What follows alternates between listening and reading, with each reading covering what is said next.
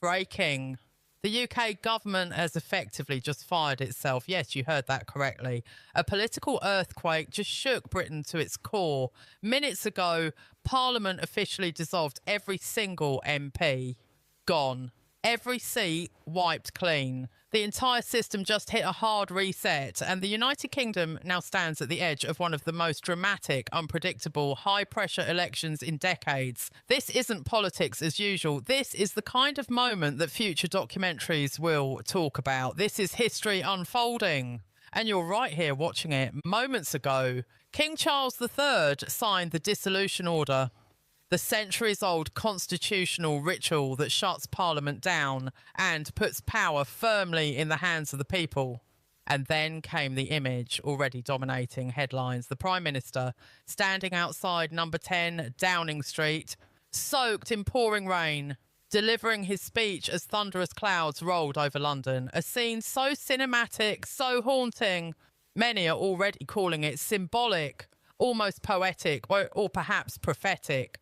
Rain dripping from his hair, his voice echoing over the sound of wind, as if the weather itself was making commentary.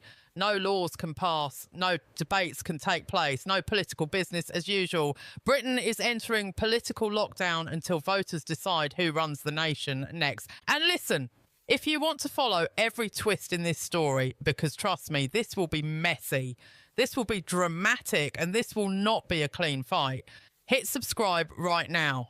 We are going to break down every decision, every scandal, every poll swing, every debate blow up, every behind the scenes twist. And believe me, there will be twists.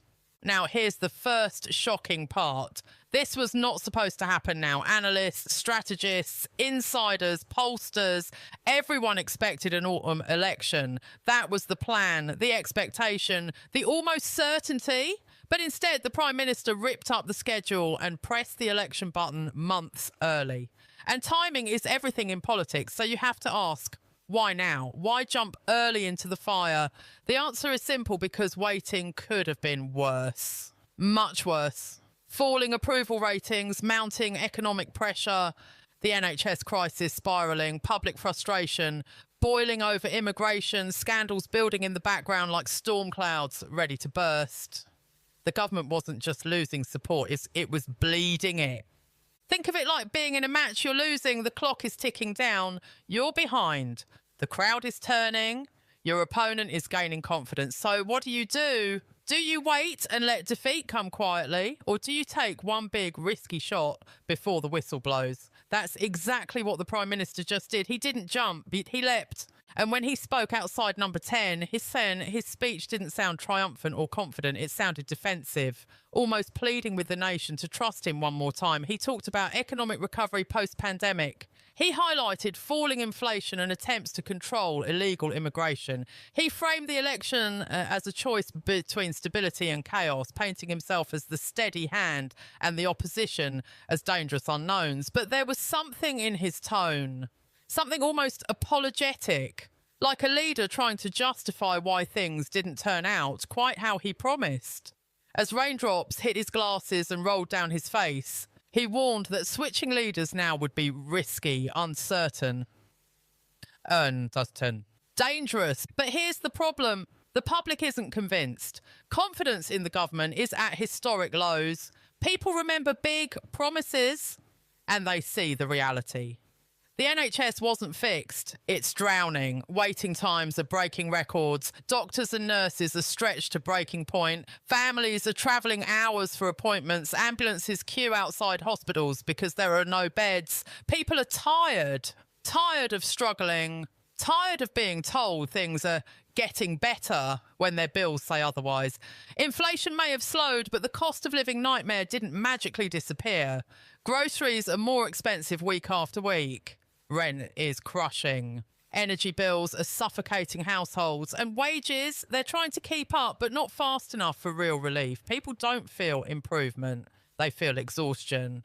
The Prime Minister tried to sound empathetic, talking to families, workers, students, pensioners, small business owners, trying to connect, trying to show he understands the everyday struggle.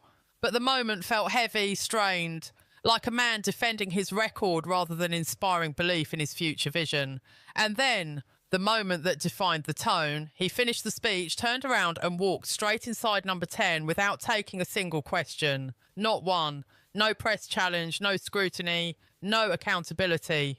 The door closed. The rain kept falling. Silence, a powerful image, and not the one the government might have hoped for. Meanwhile, the opposition moved fast. Labour leader Keir Starmer struck immediately.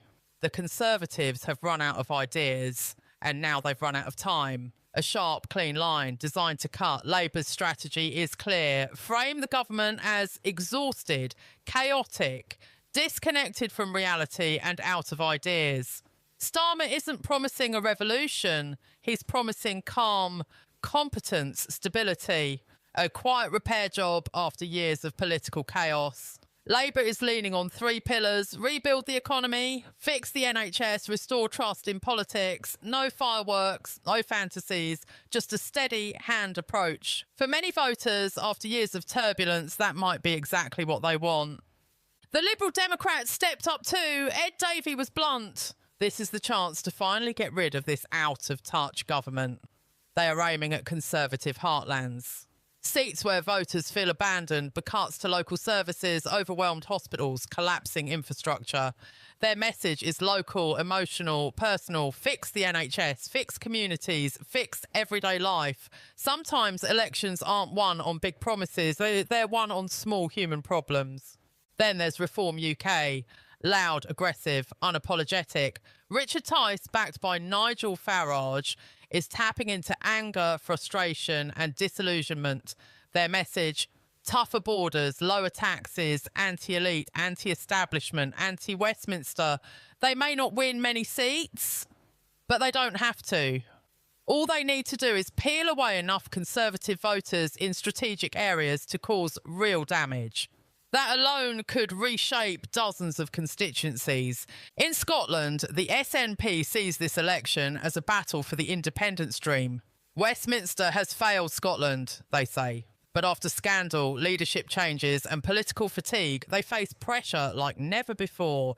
If they fall hard, the independence movement takes a hit. And yes, the Green Party is here too, speaking to younger voters, climate-focused voters, and those who want real environmental action. They won't form a government, but votes matter. A few thousand votes in the right seat can change the entire map. So now Britain enters campaign mode, Parliament is dissolved, MPs lose their titles, ministers stay only for essential duties, the clock starts ticking. 6 weeks, campaign buses, door knocking, rallies, radio clashes, viral clips, debate nights where careers are made and destroyed. Manifestos coming soon. Big promises coming soon. Attack ads coming soon. Polling shocks coming soon. Expect drama. Expect surprises. Expect panic. Expect bold gambles. The map has 650 seats. 326 means power. Anything less means deals, coalitions, negotiations, uncertainty. A hung parliament creates chaos. The markets shift. Currency wobbles. Businesses freeze. A clear winner brings relief. Even if some disagree with the result, clarity itself brings stability. So here's the big question: can the Conservatives survive? Some polls predict a Labour landslide. Others suggest a wipeout so severe it could reshape British politics for a generation. But remember, campaigns change things. One viral debate moment, one policy announcement, one scandal, one global event, one misstep. Elections turn on moments, and those moments are coming. The Conservatives survived Brexit chaos, a pandemic, leadership collapses, scandals, economic shocks. They know how to fight. Labour hasn't won since 2005. Starmer has never led a national campaign. Nothing is guaranteed. This is the opening chapter of a political war. Tomorrow we look deeper. The battleground seats that decide everything, the regions in revolt, the secret strategies, the digital warfare, the media traps, the polling tricks, the donor money, the pressure, the panic rooms, the whisper campaigns. The gloves are off. The stakes are enormous. This is not just another election. This is a turning point. This election will shape taxes, healthcare, education, immigration, and Britain's role in the world. Labour would likely raise taxes on the wealthy and corporations to fund public services. Conservatives would continue restrained spending. The NHS could see massive investment under Labour or tighter management under Conservatives. Education funding hangs in the balance. Immigration approaches differ sharply, and foreign policy decisions, from Europe to the US relationship to climate commitments, will shift based on the winner. Markets are already watching closely. A decisive result may calm investors, while a hung parliament could spark volatility, currency swings and delayed investment decisions. The big question remains, can the Conservatives survive this? Polls suggest a Labour landslide, potentially the Conservatives' worst defeat in history. But elections are unpredictable. One scandal, one viral debate moment, one unexpected crisis could shift the entire race overnight. The Conservatives have survived over a decade of turbulence like Brexit, COVID, leadership turmoil, and they know how to fight elections. Labour hasn't won since 2005, and Starmer has never led a national campaign. Anything can happen in the next 6 weeks. One moment of brilliance, one brutal attack ad, one policy breakthrough that catches fire. This story is just beginning. Before you go, comment below. Who wins? Labour landslide, Conservative shock comeback, Reform chaos splitting the vote, or a hung parliament and coalition drama? And if you're not subscribed yet, now is the time. We're covering every second, every speech, every scandal, every twist, every breaking moment. Part 2 drops tomorrow. You don't want to miss it. Stay tuned. A history is happening.